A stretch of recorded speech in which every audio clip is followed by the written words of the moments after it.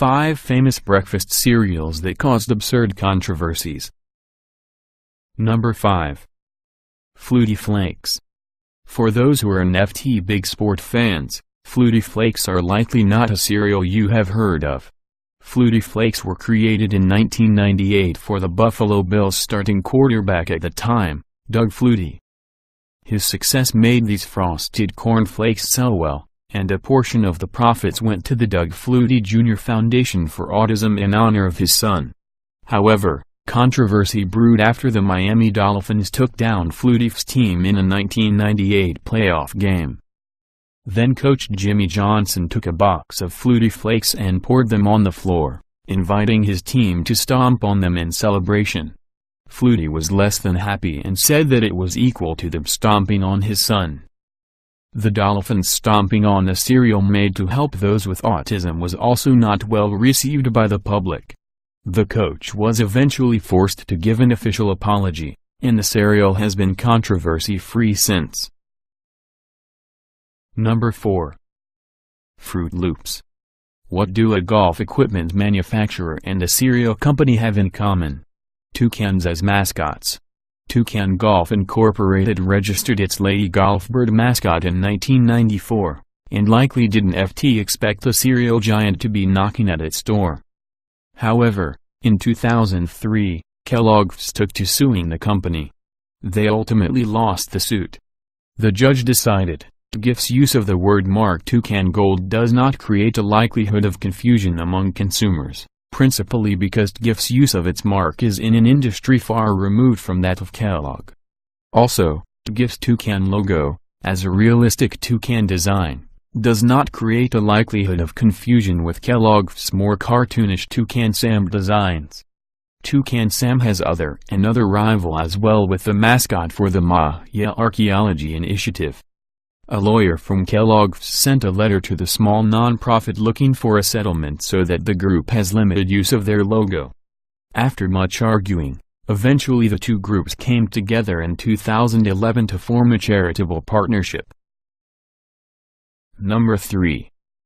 Cheerios commercials. One of the most famous and classic cereals of all time came under fire in 2013 after 2 commercials for the cereal featured an interracial couple. The original video contained so many negative comments on YouTube that the company disabled comments, and now the video has been made private and is no longer available for viewing. Many disagreed with the negative comments, however. Celebrities such as Alexandra Burke, Bissell Lockhart, and many others took to Facebook in support, and the Cheerios company itself stood firm in its choice to air it on TV. Camille Gibson, the Cheerios vice president of marketing at the time, has this to say: consumers have responded positively to our new Cheerios ad. At Cheerios, we know there are many kinds of families, and we celebrate them all. Number 2. Frosted MiniWheats. Eating frosted MiniWheats could increase a child's attention span by 18%, according to a clinical study. This was the claim made in a commercial, for which Kellogg's would have to pay a $4 million settlement. The ads ran from 2008 to 2009 and were found out to be incredibly misleading, as discussed by Pulitzer Prize-winning journalist Michael Moss in his book Salt, Sugar, Fat: How the Food Giants Hooked Us. The truly remarkable aspect of the campaign, wrote Moss, is that the company's study, even if taken at face value, did not come close to supporting the claim in its advertising.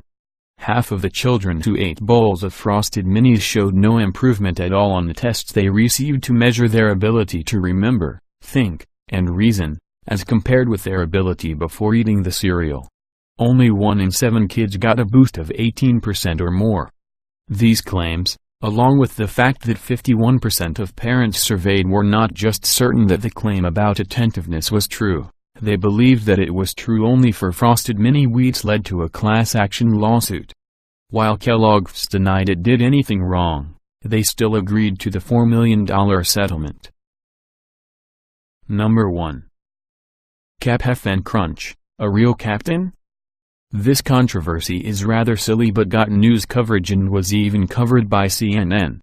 In June 2013, A food blogger looked at the uniform of Captain Horatio Magellan Crunch and noticed that it had only 3 stripes on its sleeves, while a traditional naval officer has 4. The controversy came to a head when Lieutenant Commander Sarah Flaherty, a U.S. Navy spokeswoman at the time, commented on the situation. "You are correct that Captain Crunch appears to be wearing the rank of a U.S. Navy commander. Oddly, our personnel records do not show a Captain Crunch who currently serves or has served in the Navy." With the 50th anniversary of Captain Crunch happening, it's no surprise the captain himself took to Twitter to deny these allegations. He claimed that by being the captain of the SS Guppy that he had the right to call himself a captain.